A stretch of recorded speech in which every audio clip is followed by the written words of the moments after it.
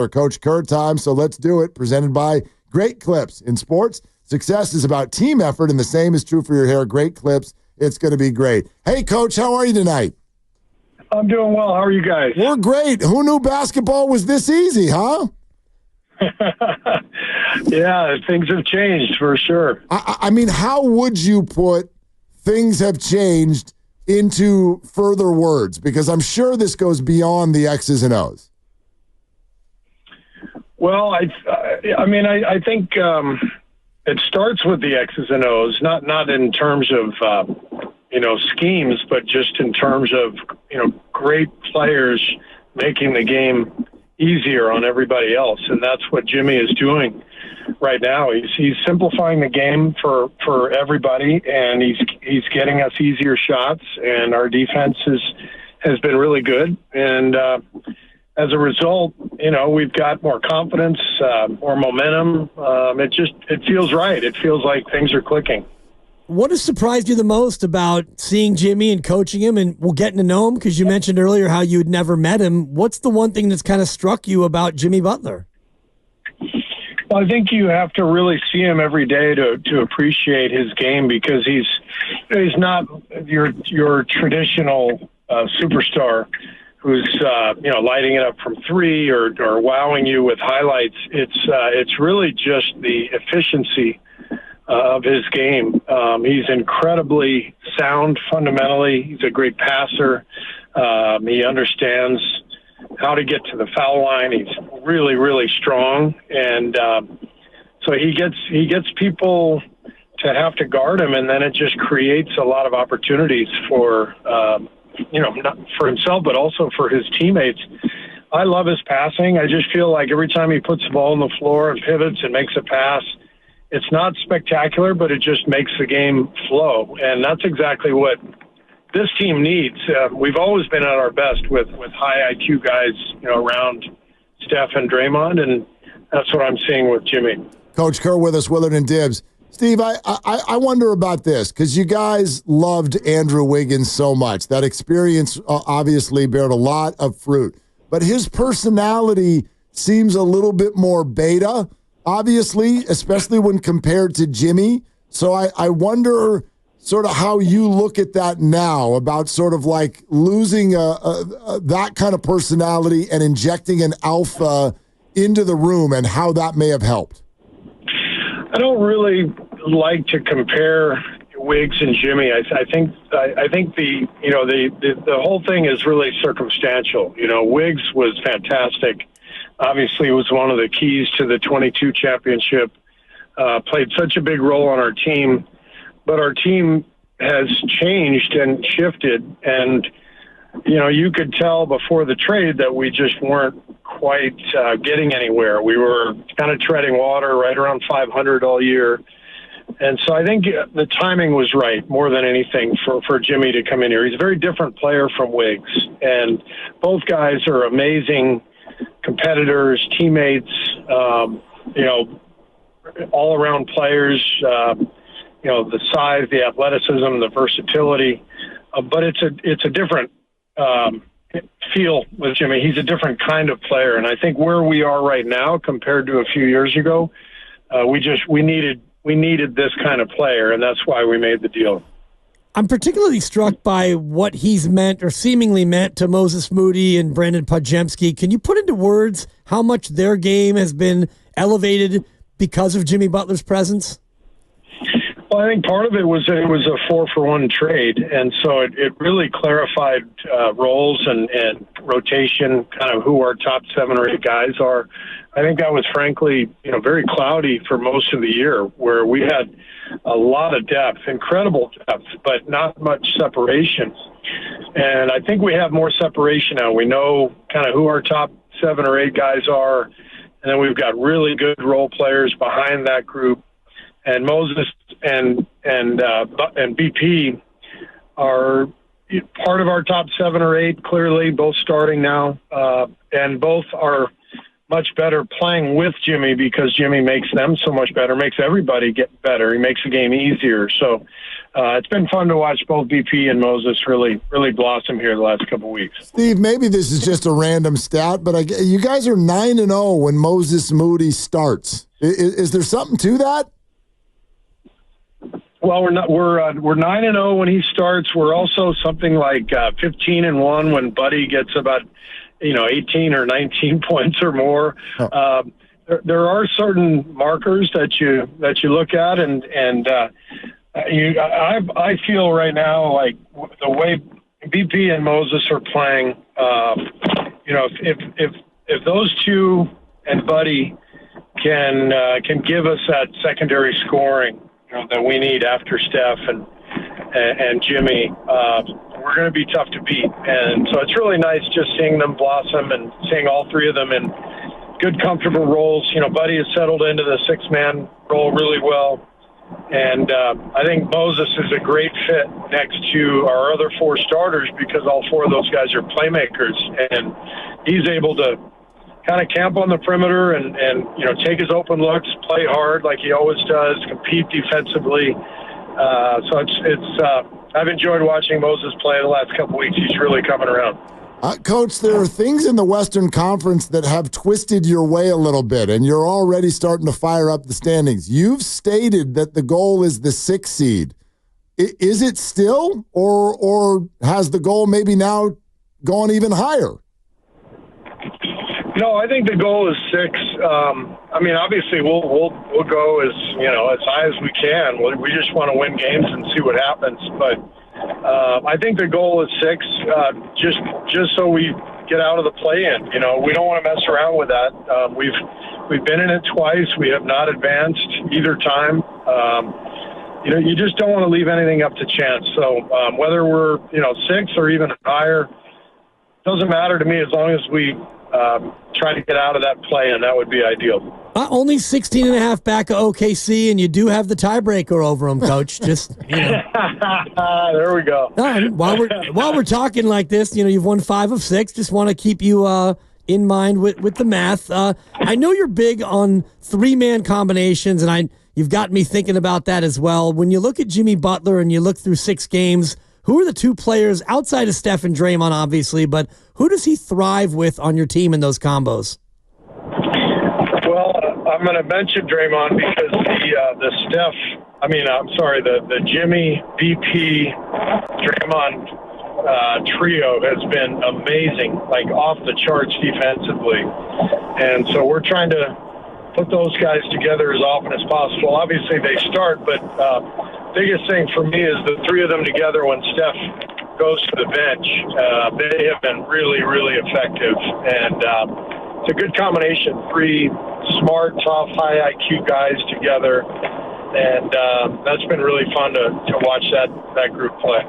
Steve, what is the update on how Jonathan Kuminga has looked in practice? And is there any more of a window into what you might be doing with him on this upcoming road trip? Well, he scrimmaged today for the second time, but the first one was just half court. Today was his first full court scrimmage, and he looked good. He's moving well. His conditioning is coming. He's done a lot of hard work to try to stay in shape, but there's nothing like playing full court. So he needs more of those scrimmages. Unfortunately, we don't really have any scrimmage time with our regulars coming up with all the games we have. So JK will go on the trip with us, and we will have scrimmages involving coaches and some of the younger guys who don't play as much. And we'll get JK as much time as he needs, and whenever he's ready, he's ready. But he looked good today, came out of it pretty well. I talked to him afterwards. He was feeling good. So everything's coming along as we had hoped so far. When he does come back, would you anticipate slotting him mainly at the 4? And if so, what does that do to Moses Moody and what he's been able to do at that spot? Yeah, it's just too hard to try to predict, where we'll be, once JK comes back. And, I love the starting group right now. We're in a good groove. Hopefully we're healthy when JK comes back. We don't have any other injuries or anything. But, until till that time comes, I don't spend a whole lot of time, worrying about, how we're going to play it, who's coming off the bench, all that stuff. We just got to keep going one game at a time. Steve, I made the comment, and this is just as a fan and an observer, but I made the comment earlier that the non-Steph minutes haven't felt this confident, maybe even since Kevin Durant left. Is that an overstatement, or how are you feeling about those minutes right now with Jimmy out there? Well, I wouldn't undersell Chris Paul last year. I mean, when we had Chris, that was the most confident I ever felt.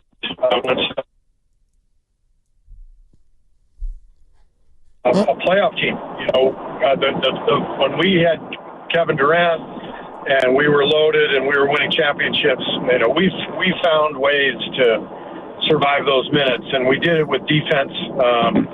We'd have Clay and Draymond out there, David West, guys like that, and we would grind games out. But this is probably the best I've felt in terms of our ability to put a really good two-way lineup on the floor, when Steph is off, because Jimmy has that kind of an impact at both ends, where you feel like you can get stops, but you can also get to the line and slow the game down if you need to. And he's through 6 games, Jimmy has made a dramatic impact in that regard. And offensively, Coach, he's only turned it over 6 times in those 6 games. What is it about the way he approaches offense that makes it so you guys don't just give the ball up very often when he's out there? Well, he's an old school player in that he understands the value of the ball. He understands footwork. We always use this expression, play off 2 feet, which means you're making jump stops and pivots, kind of old school. 2 feet, and he never gets in a rush. He plays at his own pace. So because he takes care of the ball so well, because he gets to the line, the game is just much more under control. We don't give up the easy stuff at the other end in transition. We set up our defense every time he goes to the free throw line, and the other team has to play in the half court. He gets us easy baskets, in the paint that we weren't getting before. So it's the total package with Jimmy that impacts the game, not in a spectacular way, but in an incredibly efficient way. Steve Kerr, head coach, Dubs, with us. Willard and Dibbs, 95.7 The Game, as he is every single week. Hey, Steve, what did you think of the Andre Iguodala ceremony yesterday? Oh, I thought it was awesome. I thought organizationally, I was very proud of our business operations, the way they put together the afternoon. I thought it was perfect to do on a 12:30 game because all of the fans seemingly stuck around. Nobody was dying to get home and get to sleep. So it was a beautiful ceremony, a lot of great tributes on video. And then, of course, seeing Andre and his family there. And I thought his words were perfect. I thought Andre hit all the right notes. He thanked so many people behind the scenes, which was just awesome because they deserve it. And I loved what he said about the organization, about how many good people we have with the Warriors. And I 100% agree with that. This is as good a group of people as you can find in sports. And every person that our players run into every single day is so committed to winning, so committed to high quality service and dignity. It's really a wonderful group of people, and I was thrilled that Andre pointed that out in his speech. But it was a great day for the organization, for sure. Steve, it was. I mean, Bob Myers was hilarious, kind of talking about your decision to bring Iguodala off the bench, and when you presented that to them, they kind of thought you were crazy, and they were questioning hiring you. Like, can you take us back to those conversations and that decision and what kind of led you there? Well, watching tape of the team over the summer, it just jumped out at me that, we needed to solidify the second unit, and that Andre was such a connector as a player, just such a dynamic player, much like Jimmy, in terms of being fundamentally sound but athletic and able to to make an impact on teammates, make teammates better. And so it jumped off the screen to me that Harrison Barnes should start. He'll be better off with starters, and then we solidify the bench with Andre. And it seemed like the right time to do it, but I don't know. I was a little nervous about it just because Andre had never come off the bench. And as I mentioned in my words, I felt better about things because of our connection to Coach Olson at U of A and our shared experience learning the game under him. We shared a vision for how the game is supposed to be played. And I think I tried to appeal to Andre in that regard. And I think that helped. And I think, he told me later it was the right time in his career to do that too. And I think that's a big part of things, circumstantially with teams where, timing is everything. And he was really ready to win at a high level. And he wanted to do, anything possible to win. And he understood that was a sacrifice to make. Does that experience make it easier for you to have a conversation if it's Jonathan Kuminga or if it's somebody else that you have to approach? And if they want to start and you think it's in the best interest for them to come off the bench, does the muscle memory of having done it with somebody like Andre make it easier for you to have these conversations? Yeah, I can always use Andre as an example. Here's a guy who'd been an all-star and had never come off the bench his entire career, and he willingly did it, and we won the championship, and he was Finals MVP. I mean, it's a storybook ending, and validation that when you really do commit to the team and you sacrifice, that it's not just good for the team, but it can be great individually too. And so I have used that as an example. I've used Andre as an example to our younger players, and as I mentioned yesterday, having him around over the years, even at the tail end of his career, to mentor our younger guys was huge. So, yeah, his impact on this organization was profound, and that's why we retired his jersey, obviously. And also, speaking of that season and the 2015 championship, those guys are being honored in tomorrow night's game when you guys host Charlotte. When you look back on that specific championship, what really stands out to you? I think just how unexpected it was. We knew we had a really good, young, talented team, but normally in the NBA, you've got to go through a lot of pain before you win that championship. And, I think we knew we had a shot, but when it happened, it almost felt surreal, like we had skipped a couple of steps. And it was an amazing feeling to see all those young guys, celebrating on the floor in Cleveland and to realize what we had accomplished. I'll never forget that season and that team. It was an amazing group of guys. Even when you go 67-15 in the regular year, did you still have some doubts that you could go out there and get the 16 needed in the postseason? Oh, hell yeah. You're terrified at that point when you have such a great season and you realize, you have a shot. You're just thinking about all the things that could go wrong. I remember that year, Oklahoma City had struggled, and Kevin Durant missed much of the year, and he was coming back late in the season, and it was looking like they were going to be the 8th seed. And all I could think about was we're going to win 67 games. We're going to have to play against Kevin Durant and Russell Westbrook. This is not fair. And I just remember being really scared that, I just hope we don't get injured. I hope we don't get the wrong matchup, whatever it is. And but that's all part of it. It's you got to win 4 rounds, and I always tell the guys there's a reason you pour champagne on each other at the end. It's really hard no matter how you slice it. And I was thrilled, but also very relieved when we got through. Well, Coach, as Andre said yesterday, none of this happens without Steph. And I wonder what your observations are with regard to him right now. I think to a lot of us, these games suddenly, they certainly feel like meaningful basketball. He looks like there's new life, rejuvenated, maybe a weight off of his shoulders, the joy, the fire, Like, I mean, it's all always been there, but it really feels boosted. What do you see in him right now?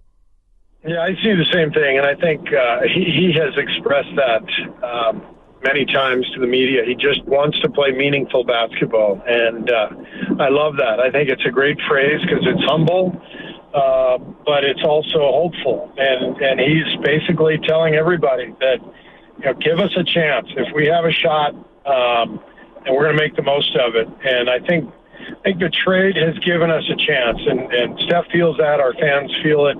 We needed a shakeup. It was the right deal at the right time. Jimmy just happened to be available, and Mike Dunleavy did a great job of making it happen. So, yeah, we're in a good place, but a lot of stuff has to happen for us. We got to stay healthy. We've got to win some games and put ourselves in good position. And we like where we're heading, but not getting ahead of ourselves either. Yeah, for sure. Are you scoreboard watching yet, or is it too early? Every day. Okay. All right. The Clippers are down 2 at half in Detroit, just so you know. Oh, trust me, I've been watching. Okay, you know. All right, Coach. Multitasking. Yeah. We'll talk to you next week. Thank you as always. Sounds great. All right, thanks, guys. Have a good one. Yeah, you too, Steve. There he goes. That's Steve Kerr. He coaches the Warriors.